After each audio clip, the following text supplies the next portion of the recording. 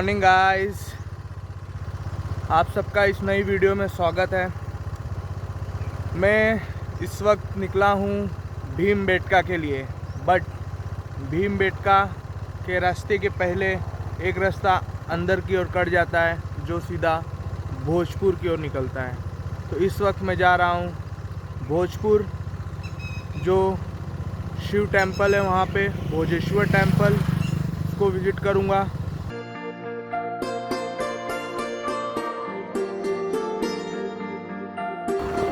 यह रास्ता जो भोजपुर के लिए जाता है, इसके मैंने यहाँ से लगभग हाईवे से 4 किलोमीटर अंदर आ गया हूँ। आप अगर सीधा हाईवे पकड़ के जाएंगे तो आप सीधा भीमबेटका के लिए निकल जाएंगे, वो भी हम लोग कवर करेंगे। तो मैं भोजेश्वर टेम्पल पहुँच चुका हूँ। मैं आपको व्यू दिखाता। ये है भोजेश्वर टेम्पल। क्या यार, क्या मंदिर बनाया है।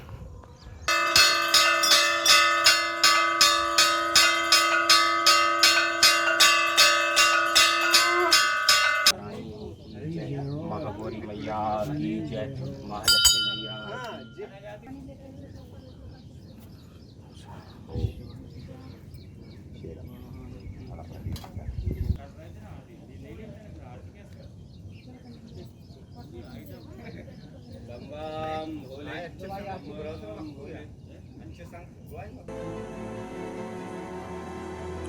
मध्य प्रदेश की राजधानी भोपाल से 25 किलोमीटर की दूरी पर भोजपुर गांव की पहाड़ी पर भगवान शिव का एक अधूरा बना मंदिर है।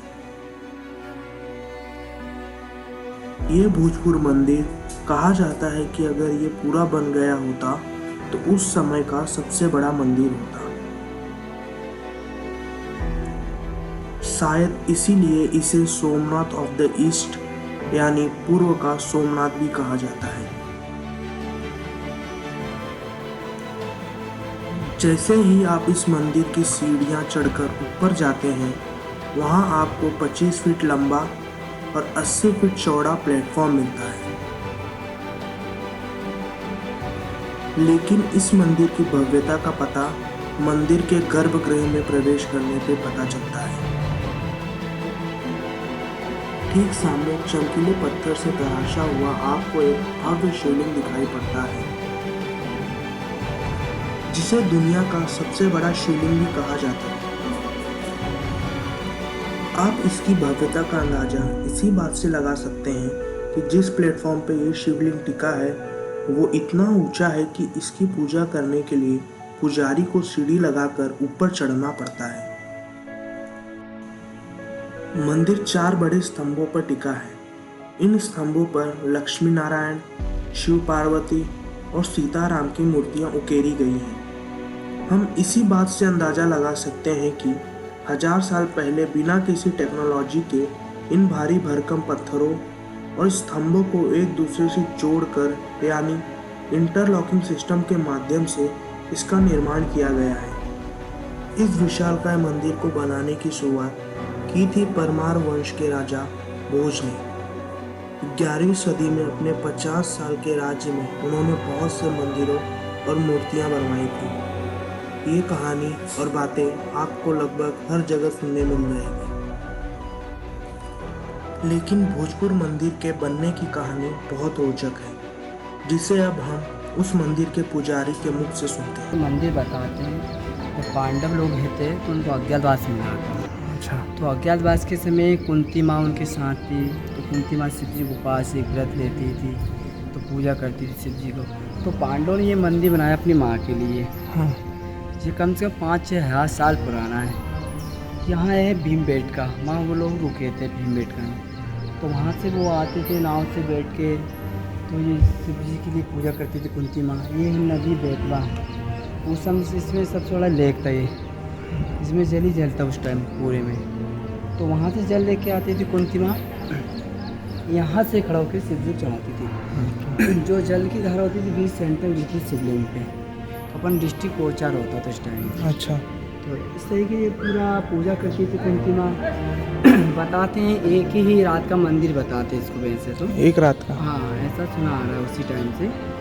इस मंदिर में खास बात ऐसा भी है जैसे आप देखते पर जैसे मंदिर में एक जोंड होता है, इसमें जोंड कुछ भी नहीं देखो, एक पेट रखा है सीधा बना, ना इसमें मसाला ना सीमेंट कुछ नहीं लगाया, सब एक रखा है। उसी टाइम ये लेप है पत्थर का, चिकना पॉलिश दिख रहा कुछ इतना भी जलेबी में स्प्रिंग पे लेप की याद पत्थर का पॉलिश। ये मैंने सुना है एक ही पत्थर को काट के बनाया हाँ, गया। एक ही पत्थर काट के बनाते गए उस टाइम। अच्छा। ये एक पत्थर काट लिया, उसको बना लिया, फिर उसमें लगाना, इस तरह की पूरा मंदिर बनाया। शिवलिंग जो है एक ही से लगा है। जो आप शिवलिंग देख रहे हैं 7.5 ऊपर दर्शन दे रहा है, तो ये जलेबी है यूनिट के अंदर 14 फीट अंदर है शिवलिंग, टोटल 21.5 फीट का शिवलिंग, वर्ल्ड में सबसे बड़ा शिवलिंग है। अपने विश्व में ऐसा शिवलिंग कहीं नहीं मिला इतना बड़ा, छोटे जरूर मिलेंगे पर बड़े नहीं मिलेंगे, ये सबसे बड़ा शिवलिंग। और खजुराहो में वाला इससे 8 फीट का है। अच्छा। ये 21.5 फीट का है, 21 फीट का शिवलिंग है पूरा। तो इसमें 4 मुख्य पिलर है, 1 2 3 4, इसके ऊपर पूरा मंडप है 4 पिलर पर, 3 पिलर अलग से दिए दीवार के लिए, तो 16 पिलर का ही पूरा मंदिर है। इसका गेट भी बताते हैं, जैसे ये पत्थर लगा ना गोल राउंड में, इतना बड़ा गेट था इसका, इससे बड़ा गेट कहीं नहीं था। तो इस तरह के पूरे मंदिर बनाते थे। अब ये पत्थरी गेट पत्थर बनाया था किस चीज़ का, इसके बाद क्या है, ये मुगल शासन आया, फिर उन्होंने क्या आक्रमण करा, मंदिर को तोड़ा है, ऊपर का डोम तोड़ दिया, मूर्ति तोड़ दी, उस मंदिर में पत्थर दिए थे, शिवलिंग भी गिरा है, गिराते ही भाग टूट रहा है शिवलिंग का, इस जलेबी का भाग टूट रहा है, इसका यहाँ से खंडित हो गया था। ये सब निर्माण बाद में हुआ जब टूटने का? निर्माण तो राजा भोज ने करा था 80वीं शताब्दी में। वो डिस्ट्रिक्ट धार जिला के रहने वाले थे, उनको ये मंदिर अधूरा मिला था। बताते उनको एक मोड़ की बीमारी थी, तो उनको किसी ने बताया आप यहाँ शिव जी का अभिषेक करोगे, जल अभिषेक, तो आपको हो सकता फ़ायदा मिल सकता है। तो उन्हें ये इसकी मंदिर खोज करा, तो उनको ये मंदिर मिला नदी के पास, तो उन्होंने फिर इसका अभिषेक करा, जल अभिषेक से उनको कुछ फ़ायदा लगा, तो उनके नाम से ही निर्मित हो गया मंदिर। तो उन्होंने निर्माण कर दिया मंदिर का पूरा, तो उनका नाम से इतिहास बन गया। कुछ सरकार ने इसकी खोज करी, तो राजा भोज की अनुसार मिला, कुछ पांडव की कहानी मिली इसमें, तो इस तरह की पूरा मंदिर बन गया।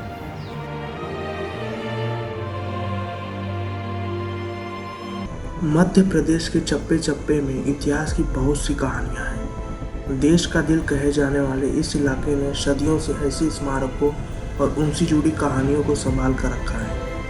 ये मंदिर सिर्फ चट्टानें और पत्थर नहीं है, इन्हीं मंदिरों में हमारी संस्कृति, परंपरा और इतिहास की विरासत बसती है।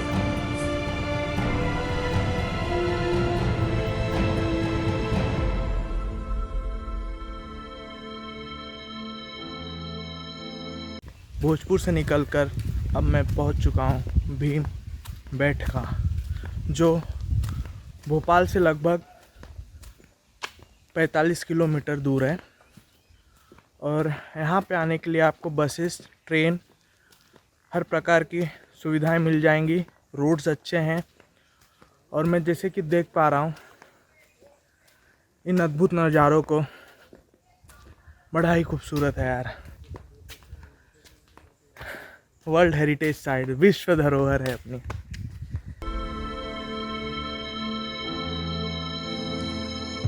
मध्य प्रदेश की राजधानी भोपाल से 45 किलोमीटर और भोजपुर मंदिर से 20 किलोमीटर दूर विंध्या की पहाड़ियों के बीच घने जंगलों में मौजूद है भीमबेटका रॉक शेल्टर। इतिहास की सबसे पुरानी धरोहर को समझने अब हम भोजपुर से निकलकर यहाँ चले आए हैं। लगभग 10,000 साल पहले बने 700 से भी ज़्यादा गुफाएं और 10 किलोमीटर दूरी तक फैली ये बस्ती प्राचीन भारतीयों के घर हुआ करते थे। इन्हीं 700 से भी ज़्यादा रॉक शेल्टर में बनी ये पेंटिंग न सिर्फ कला की दृष्टि से बेजोड़ है, बल्कि सदियों पहले के इतिहास को जानने का जरिया भी है। इन्हीं रॉक शेल्टर में आदि मानव यानी प्री हिस्टोरिक मैन बड़ी संख्या में रहा करते थे। आर्कियोलॉजिस्ट यानी पुरातत्व विभाग का मानना है आदि मानव की यह बस्ती 1 लाख साल पहले बस गई है, लेकिन इन्होंने पेंटिंग लगभग 10,000 साल पहले ही करनी शुरू की थी। उस समय खेती की शुरुआत नहीं हुई थी, तो आदि मानव केवल शिकार पर निर्भर थे। इसलिए उस वक्त की पेंटिंग में बेसिकली शिकार के दृश्य नजर आते हैं। इतिहास के इस दौर को स्टोन एज यानी पाषाण युग कहा जाता है, जब आदि मानव ने जानवरों को पालना और खेती करना शुरू किया तो उन्होंने अपने आसपास की घटनाओं को यहाँ पर उकेर दिया। पेंटिंग में आपको रोजमर्रा की जिंदगी में घटने वाली घटना मिल जाएगी, जैसे शिकार करना, नृत्य, संगीत और युद्ध। लेकिन ये पेंटिंग अब थोड़ी धूमल सी हो गई है। पूरी दुनिया में इतनी पुरानी रॉक पेंटिंग्स इसके अलावा और 2 जगह दिखाई देती हैं, स्पेन के अल्ट अमीरा और फ्रांस के लेस्को में। भीमबेटका में आपको पेंटिंग के अलावा एक और पाषाण कला देखने मिलेगी जो उससे भी पुरानी मानी जाती है। ये कला आपको कप के आकार की दिखाई देंगे, जिससे आर्कियोलॉजिस्ट कप्यूल्स कहते हैं। अगर हम इस कप्यूल्स की बात करें तो ये अशोक सम्राट से पहले ही नहीं बल्कि सिंधु घाटी की सभ्यता से भी पहले के थे, बल्कि ये भीमबेटका के सबसे पुरानी पेंटिंग से भी पुराने थे। कप्यूल्स या कप के आकार के वो शिलाचित्र लगभग 2 लाख साल से भी ज्यादा पुराने हैं। भीमबेटका घने जंगलों के बीचों बीच एक ऊंचे स्थान पर स्थित है। इन्हीं जंगलों में शिकार करने के बाद आदिवासी भीमबेटका के रॉक शेल्टर में रात गुजारते हैं, लेकिन हजारों सालों तक किसी का घर कहे जाने वाले इस भीमबेटका रॉक शेल्टर को जंगल ने अपने आगोश में कैद कर लिया। सन 1957 में मशहूर आर्कियोलॉजिस्ट डॉक्टर विष्णु वकानकर ने इस बेहतरीन साइट को जंगल की कैद से आज़ाद कर दुनिया के सामने प्रस्तुत कर दिया। फिर 2003 में यूनेस्को ने इसे वर्ल्ड हेरिटेज साइट यानी विश्व धरोहर घोषित कर दिया। भीमबेटका न सिर्फ भारत का बल्कि पूरी दुनिया का ऐतिहासिक धरोहर है। भीमबेटका मानव द्वारा बनाई गई कला का सबसे प्राचीनतम नमूना है। अब ये हमारी रिस्पॉन्सिबिलिटी है कि हम इसे आने वाली जनरेशन को सहेज कर सौंप दें। इसलिए आप कभी भी भोपाल का दौरा करते हैं तो इसे अपने बच्चों को ज़रूर दिखाएं और उन्हें भी इसकी ऐतिहासिक संरचना का हिस्सा बनाएं। अब यहाँ से निकलने का समय आ चुका है। आई होप आपको भीमबेटका अच्छा लगा होगा। अगर आपको अच्छा लगा है तो लाइक, सब्सक्राइब एंड शेयर।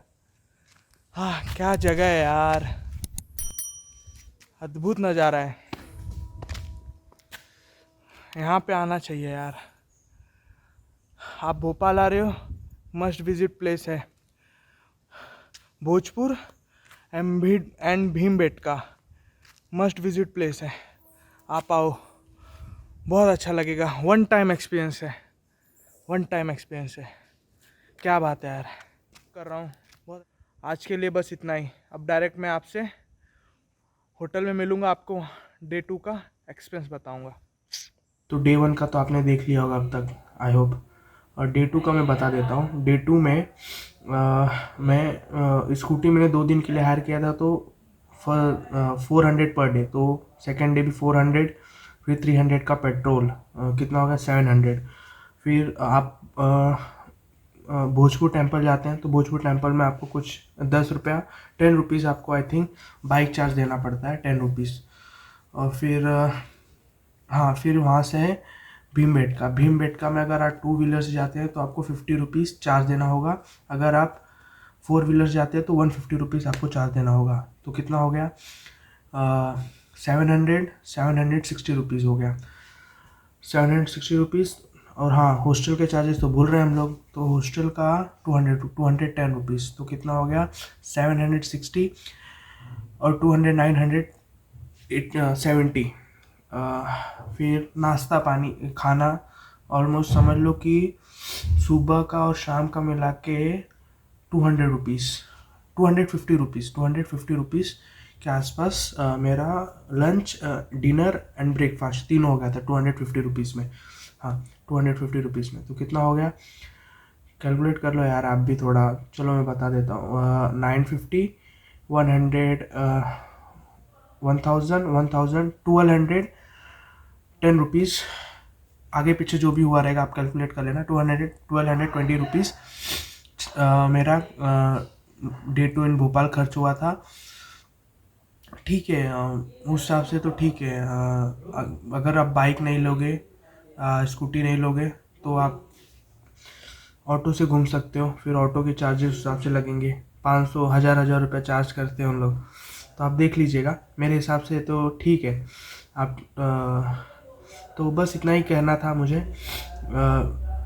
अगर आपको वीडियोज़ अच्छी लग रही हो तो प्लीज़ लाइक्स कीजिए, सब्सक्राइब कीजिए। आपके आशीर्वाद की मुझे बहुत ज़रूरत है।